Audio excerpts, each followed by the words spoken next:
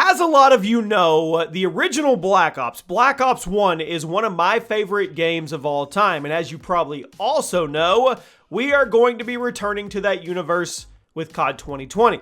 But did you know the original Black Ops was chocked full of Easter eggs? What is up, everybody? Chaos here. Welcome to the channel. Welcome to the video. Today is going to be a fun one, a trip down memory lane. And we're going to go over my picks for the best Easter eggs in the original Black Ops game. Now, you let me know in the comments which of these is your favorite and where Black Ops 1 actually stands on your Call of Duty tier list. Drop a like, and here we go. Let's start off with one that is actually one of the first things you see when you boot up the game. The Treyarch logo. Now, you've been staring at this Easter egg for years, and you probably never even noticed it. During the opening logos, after you start up Black Ops, during the Treyarch logo, the numbers 11, 9, and 10 will be shown. Now, this may seem just like a random collection of numbers to go along with the number theme of the campaign, but those numbers are actually a reference to the release date of the game itself. 11, 9, 10 stands for November 9th, 2010, which was the day that Black Ops launched. But that's not the only date hidden as an Easter egg in this game. Let's talk about the trailer. If you go back to the original reveal trailer of Black Ops 1, there is a sequence early on where a digital clock reads 2010-3-2, which that may also seem like a random collection of numbers, but it's not. This is a reference to March 2nd, 2010, which was the date Black Ops 1 was originally revealed. That's crazy. It was revealed in March, and we still haven't seen anything for COD 2020, and it's August. Now, it's pretty cool to see dates hidden in plain sight like this, and you were probably looking at that for years, and you didn't even realize they were Easter eggs because there are a lot of random numbers in the original Black Ops, which is why they blend right in. But with all that being said, this game, like I said, it was revealed early, March 2nd. Come on, COD 2020. Next up is the Narrator. Speaking of the reveal trailer for Black Ops 1, have you ever noticed how the narrator in that trailer isn't actually in the game? In the trailer, there's a narrator talking about Mason and what they need to do to him and how they need to interrogate him, but this narrator character doesn't actually appear in the final game. However, everything the narrator says in the trailer does appear. All the narrator's lines in the trailer are split up between Dragovich, Hudson, and Reznov in the final campaign, but when you think about it, that's actually kind of an Easter egg itself. The big reveal of the Black Ops campaign is that everybody you thought you could trust was actually untrustworthy, and they were all working to brainwash you in different ways. So in a way, it was actually a bit of foreshadowing that in the trailer, all of their lines were spoken by the same character because it hints at the fact that all three characters are tied together in the final story, even if it doesn't seem that way. And maybe I'm digging a little too deep here, but I thought it was cool. I wouldn't put it past Treyarch to put an Easter egg that well hidden in the trailer. Next up is the Nuketown double rainbow. So back in 2010, there was a viral video on YouTube, and it was a big deal. These were the early days of YouTube, so if something went viral, it was a big deal and everybody saw it. It was a short video of a guy named Paul Vasquez getting super excited about a double rainbow in his backyard in Yosemite.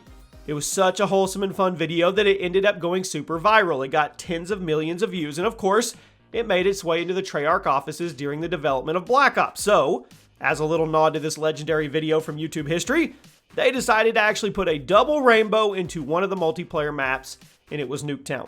It makes sense they do it here, as most of the maps in Black Ops 1 were pretty grim and serious in terms of theming, while Nuketown was very colorful, very frantic. But if you boot up Black Ops 1 Nuketown and take a look into the sky, you will see the double rainbow out in the distance. At number 6, JFKs Book. Now, John F. Kennedy played a huge part in the story of Black Ops. You meet him at the beginning of the campaign, and the whole brainwashing aspect revolves around you trying to resist assassinating him, but JFK is actually implied to have been more involved with your brainwashing through an Easter egg in the ending cutscene of the campaign, when the lady is shown talking into the microphone. If you look at her desk, you can see a book called Profiles in Courage, which was written by none other than John F. Kennedy back in 1956 when he was still a senator. So, whoever was doing the brainwashing and whoever was reading the numbers into Mason's brain had actually been reading up on JFK's past as a politician. I think it was a nice little touch for those who actually know their American history. Next up is the golf game on Hazard. Now, Hazard is one of the most popular DLC maps in the original Black Ops, and visually, it's one of my favorite maps in COD history. It was a remake of Cliffside from World at War, but with a drastic change in theming. Instead of taking place by a beach in Japan, it was now in a big golf course in Cuba. The colors, they were bright, they popped super well, made the game gorgeous, even by today's standards. But what gets it a spot on the list today was the little Easter egg. There's a scoreboard on display that reads Woods -8, Bowman -2, and Mason +8. So apparently the main characters from the campaign were in the middle of a match when the fighting broke out. And also, apparently Mason is not very good at golf. I mean, +8? Come on, buddy. Next up is Fear. This is a cool one. As you guys know, Black Ops 1 was the first COD game that really embraced zombies as a third mode. World at War was where zombies made its debut. But Black Ops 1 is where Treyarch solidified it, went all out, and supported it post-launch. So as a little Easter egg and a nod to the popularity of zombies, Treyarch threw in a little reference with the titles of the 4 DLC packs in Black Ops. The 4 DLCs for Black Ops 1 were called First Strike, Escalation, Annihilation, and Resurrection. You take the first letter of each of those packs, and guess what? They spell Fear. Now, I know it's a small gesture in the grand scheme of Easter eggs, but it's still a nice little touch and a nice little nod to how Treyarch was really starting to take the zombies mode seriously and giving a ton of much needed love to the new, at the time, zombies community. Raphael on Convoy. Now, one of the DLC maps was called Convoy. It took place in the middle of a big collapsed bridge in California. The map itself was okay, but there was a really cool Easter egg here that paid tribute to the children of one of the developers. Throughout the map, there are wanted posters looking for someone named Raphael Angelini, who is only age 14.